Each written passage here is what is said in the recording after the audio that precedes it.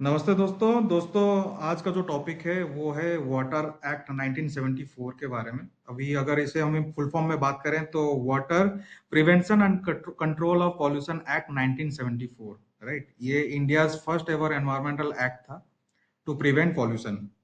अब अगर हम इसके बैकग्राउंड के बारे में बात करें तो 1972 में Stockholm conference on human environment हुई थी, जिसमें दुनिया भर के देश एनवायरमेंटल प्रोटेक्शन के लिए एकजुट हुए थे, जैसे कि आपको मैंने प्रीवियस वीडियोज में बताया है। इसके बाद इंडिया में एनवायरनमेंट के लिए पहला कंप्रिहेंसिव लॉ बनाया गया, water prevention and control pollution act 1974, जैसे कि आप स्क्रीन पे देख रहे हैं इसके बारे में।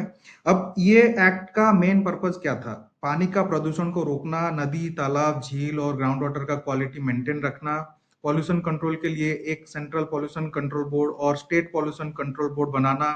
ये एक्ट ने इंडिया में ऑर्गेनाइज्ड एनवायरमेंटल लॉ मेकिंग का शुरुआत किया। ठीक है। अब इस वीडियो में हम इसके इसके जो ऑब्जेक्टिव्स हैं, सेक्शंस और इम्प्लीकेशन का एक डिटेल ब्रेकडाउन समझेंगे। अब सबसे पहले ऑब्जेक्टिव्स। ये एक्ट का बेसिक पर्पस था पानी को पॉल्यूशन से बचाना और जहां पानी खराब हो चुका है वहां उसका असली स्वरूप वापस लाना, यानी रेस्टोरेशन। इसी के लिए इसने सेंट्रल और स्टेट लेवल पे पॉल्यूशन कंट्रोल बोर्ड्स बनाए। Section two definition. Section two में जो डेफिनेशन हैं वो बहुत ही ज्यादा इंपॉर्टेंट है। अब जब मैं सेक्शंस बात कर रहा हूं तब मैं आपको एक चीज दिखा रहा हूं। जैसे वाटर एक्ट में सेक्शन, सब सेक्शन या क्लॉज क्या होते हैं उसके बारे में अगर हम शॉर्ट में समझ लें तो मैं जैसे अभी मैं सीपीसीबी के पोर्टल में चल रहा हूँ। अब सीपीसीबी के पोर्टल में एक्ट एंड रूल्स के अंडर जो वाटर पॉल्यूशन है उसको मैंने ओपन किया हुआ है। अब जो 1974 का जो एक्ट इसमें पड़ा हुआ है उसको भी मैंने ओपन करके रखा हुआ है, राइट। अब इसमें अगर मैं नीचे स्क्रॉल करूं, इसमें सेक्शन और सब सेक्शन या क्लॉज किसे बोलते हैं थोड़ा मैं आपको शॉर्ट में समझा देता हूं, फिर हम लोग वीडियो में वापस चलेंगे। अब इसके अंदर जो आप देख रहे हैं ना, ये चैप्टर में जो बुलेट पॉइंट्स जो बोल्ड में लिखा हुआ है, जैसे short title, application and commencement, definitions, है ना। तो ये सब चीजें, ये जो जितने भी बोल्ड में लिखे हुए हैं ना, इसको हम सेक्शन कहेंगे। इसके अंदर जो जो भी जितने भी नंबर्स आते हैं उसको हम लोग सब सेक्शन या तो क्लॉज बोलेंगे, राइट। तो अभी हम लोग जो भी सेक्शंस हैं उसके बारे में हम डिटेल में समझ लेंगे, एंड जो सब सेक्शन या क्लॉज हैं उसके कुछ समरी मैं इस वीडियो में आपको प्रेजेंट करूंगा। तो चलिए वापस वीडियो में चलते हैं। तो जो डेफिनेशन है, जो सेक्शन टू का जो सेक्शन टू के अंदर जो डेफिनेशन मैप किया गया है वो क्या कहता है, देखिए। सेक्शन टू डेफिनेशन बहुत ही ज्यादा इंपॉर्टेंट है। लाइक जैसे पॉल्यूशन का मतलब क्या है, कि पॉल्यूशन का मतलब है पानी के फिजिकल, केमिकल या बायोलॉजिकल क्वालिटी में ऐसी चेंज जो यूजफुल जो सॉरी जो हार्मफुल बना दे। ठीक है ना। जो पॉल्यूशन का मतलब क्या है, कि पानी के फिजिकल, केमिकल या बायोलॉजिकल कोई कोई भी चेंजेस हो, उस क्वालिटी के अंदर ऐसी चेंज आ जाए कि वो उसे यूज करने में एक हार्मफुल हो जाए वो चीज, तो उसको पॉल्यूशन कहेंगे। अब ट्रेड एफ्लुएंट यानी फैक्ट्री या इंडस्ट्री से निकले लिक्विड वेस्ट, और स्ट्रीम यानी सिर्फ नदी नहीं बल्कि हर तरह का पानी का सोर्स, सरफेस या अंडरग्राउंड अंडरग्राउंड वाटर। अब सेंट्रल पॉल्यूशन कंट्रोल बोर्ड यानी सीपीसीबी गवर्नमेंट ऑफ इंडिया ने बनाया है, जिसके अंडर चेयरमैन और 17 तक मेंबर्स हो सकते हैं। अब देखिए इसका मतलब अगर मैं आपको समझाऊं, चेयरमैन एक ही होता है जो सीपीसीबी का हेड होता है, राइट। तो उसके अलावा सीपीसीबी में मैक्सिमम 17 मेंबर या सदस्य हो सकते हैं। ये मेंबर्स अलग अलग बैकग्राउंड से आते हैं, जैसे environment experts, government representatives, industry के लोग और साइंटिफिक कम्युनिटी के लोग। ये 17 लोग का मतलब ऊपर सिर्फ लिमिट है, कभी 10 या 12 भी हो सकते हैं लेकिन 17 से ज्यादा नहीं। ये जो उस टाइम का वाटर एक्ट था उसमें ये चीज लिखा गया था। ठीक है। तो अगर हम बात करें, ये जो सीपीसीबी है ये पूरा देश भर में वाटर पॉल्यूशन कंट्रोल का प्लानिंग सेंटर है, स्टैंडर्ड्स बनाता है और स्टेट्स को टेक्निकल हेल्प देता है। अब स्टेट पॉल्यूशन कंट्रोल बोर्ड हर स्टेट में बनाए गए हैं। अब जो अभी सीपीसीबी की बात हो गई, अभी हम लोग एसपीसीबी की बात कर रहे हैं। अब एसपीसीबी जो है हर स्टेट में बनाए गए हैं। ये एक्ट ग्राउंड लेवल पे इंप्लीमेंट करने की जिम्मेदारी इन बोर्ड्स पर है। इंडस्ट्रीज को कंसेंट देना, इंस्पेक्ट करना और मॉनिटर करना एसपीसीबी का मेन काम है। अब ये जो दोनों बोर्ड हैं, सीपीसीबी और एसपीसीबी, इन दोनों बोर्ड्स के पास काफी पावर्स दिए गए हैं। स्टैंडर्ड्स प्रेस्क्राइब करना, सैंपल कलेक्ट करना और लैबोरेटरीज एस्टेब्लिश करना। ठीक है, तो इंस्पेक्शन करना और इंफॉर्मेशन डिमांड करना भी उनके अधिकार में आता है। अब सेक्शन 18 से 24 में actual prevention and control measures दिए गए हैं। इस पॉइंट पे बोर्ड इंडस्ट्रीज को डायरेक्शन दे सकते हैं और सीवेज या ट्रेड एफ्लुएंट को बिना ट्रीटमेंट के भी वाटर बॉडी में डिस्चार्ज करने पर रोक लगा सकते हैं।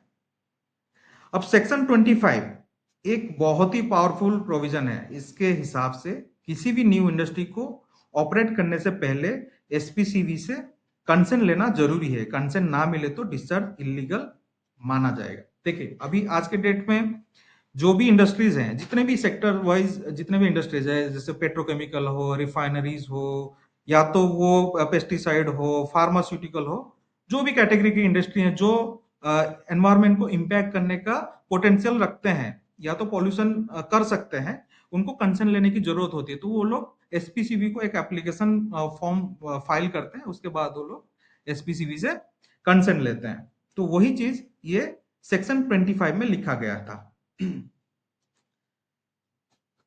अब इंस्पेक्शन के दौरान ऑफिसर सैंपल कलेक्ट करता है और उस सैंपल को दो पार्ट्स में स्प्लिट किया जाता है। एक ऑक्यूपर को दिया जाता है, दूसरा लेबोरेटरी को। लैब रिपोर्ट कोर्ट में एविडेंस के रूप में यूज की जा सकती है। अब जो अगर कोई इंडस्ट्री वायोलेशन करती है तो इम्प्रिजनमेंट 1.5 साल से 6 साल तक हो सकती है, साथ ही फाइन भी लग सकती है। और अगर ऑफेंस कंटिन्यू होता है तो हर दिन का एक्स्ट्रा फाइन भी लग सकता है। ठीक है, ये सब ध्यान रखिएगा। ये जितने भी मैं अभी सेक्शन वाइज आपको बताया, ये सेक्शन में कुछ इंपॉर्टेंट जो चीजें हैं वो निकल के आती है, वही चीज आपको मैंने समझाया है। अब सारे सबसेक्शन को अगर मैं डिफाइन करूं या उसके अंदर जो भी लिखा है वो बोलता रहूं तो थोड़ा ये वीडियो लंबा हो जाएगा और समझ में थोड़ा कम आएगा। तो इसके लिए मैंने इसे शॉर्ट में बना दिया। अब जो स्लाइड हम लोग स्लाइड नंबर 11 से देखेंगे, ये इमरजेंसी मेजर जो सेक्शन 32 में लिखा गया है, इसे मेरे एक कलीग हैं असीम दुबे करके, वो समझाएंगे आपको कि सेक्शन 32 से वाटर एक्ट में क्या क्या लिखा गया है और क्या क्या बोला गया है। ठीक,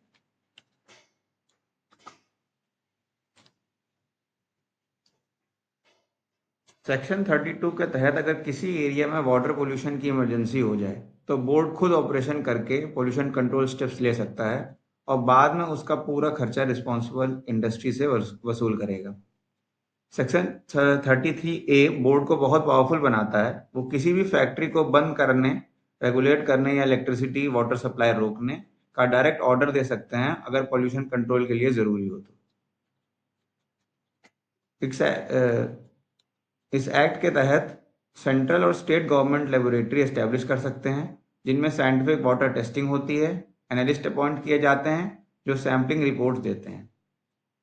अगर किसी इंडस्ट्री को लगता है कि एसपीसीबी ने गलत डिसीजन लिया है तो वो सेक्शन 28 के अंडर अपील फाइल कर सकते हैं। स्टेट गवर्नमेंट के एपीलेट अथॉरिटी अपॉइंट करता है जो डिसीजंस को रिव्यू करते हैं।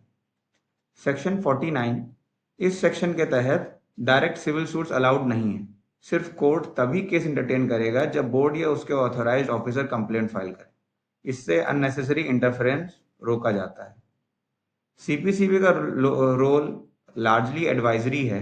ये सभी स्टेट बोर्ड्स के बीच कोऑर्डिनेशन करता है, ट्रेनिंग प्रोवाइड करता है और रिसर्च एंड डेवलपमेंट एक्टिविटीज में गाइड करता है। स्टेट बोर्ड्स ग्राउंड लेवल पर वाटर क्वालिटी मॉनिटरिंग, सर्वे करते हैं और इंडस्ट्रीज को कंसर्न देते हैं। कंप्लायंस इंश्योर करना उनका डेली का काम। इंस्पेक्शन पावर्स के अंडर ऑथराइज्ड ऑफिसर बिना नोटिस के एंट्री कर सकता है, सैंपल ले सकता है और ज़रूरत पड़े तो रिकॉर्ड्स या इक्विपमेंट सीज भी कर सकता है।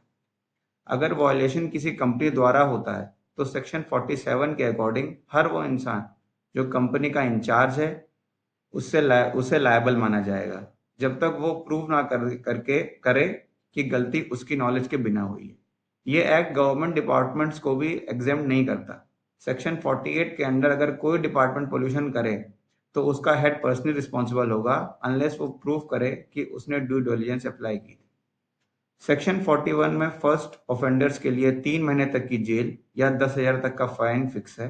अगर ऑफेंस रिपीट होता है तो पनिशमेंट ज़्यादा स्ट्रिक्ट हो जाता है, 2 साल तक का jail plus fine. Section 45A में कहा गया है कि अगर ऑफेंस कंटिन्यू होता रहा तो 5,000 पर डे तक का फाइन लग सकता है, और अगर कन्विक्शन के बाद भी 1 साल से ज़्यादा कंटिन्यू हुआ तो ऑफेंडर को 2 से 7 साल तक की जेल हो सकती है। ये एक्ट इंडिया का पानी बचाने के लिए पहला कदम था, जिसने पोल्यूशन कंट्रोल बोर्ड का पूरा नेटवर्क स्टैब्लिश किया। इसका अप्रोच प्रोएक्टिव था, पहले से ही पोल्यूशन रोको, बाद में मत सोचो। लेकिन इम्प्लीमेंटेशन में चैलेंजेस आए, जैसे मैन पावर और रिसोर्सेज की कमी होना, इंडस्ट्री का कॉपरेशन ना मिलना और रूरल एरियाज में मॉनिटरिंग वीक होना। इन्हें एड्रेस किया जाना जरूरी है।